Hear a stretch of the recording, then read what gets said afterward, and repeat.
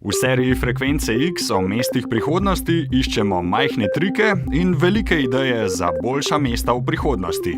Mesta prihodnosti bodo delovala drugače, kot delujejo današnja urbana okolja.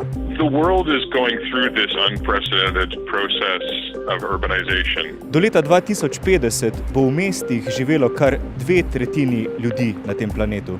Prebivalstvo narašča v urbanih središčih.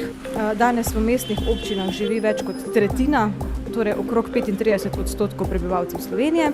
Spopadamo se z vse večjim številom naravnih katastrof. Mesta jih skušajo blažiti tudi z urbanim zelenjem. Če govorimo o zelenih površinah, gre tukaj za ekološke funkcije, za družbene funkcije, pa tudi za gospodarske nenazadnje. Zapravo imajo že vse to triado, trajnostno triado vse vgrajeno. In tudi neverjetno je, kako močan vpliv imajo drevesa na mestno podnebje. Recimo v središču mestnega parka je lahko tudi 6 stopinj manj kot v gosto poseljenih območjih okrog parka.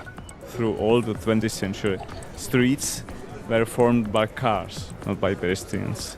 Stojimo pred prvim krožiščem v Sloveniji, ki ga povsem usmerja umetna inteligenca. I think that all the people understand the benefits of having a place where the car is not the boss.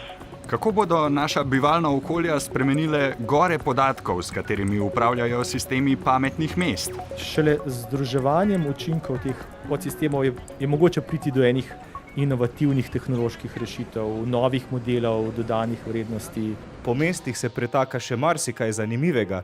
Recimo pod zemljo se pretakajo fekalije, po mestih se prevažajo odpadki.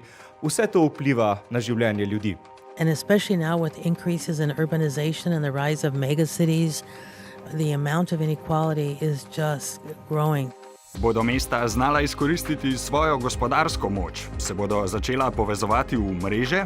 Zanima me seveda, če se bosta kdaj v prihodnosti povezala Ljubljana in Maribor, da bo nastal Ljubljanabor.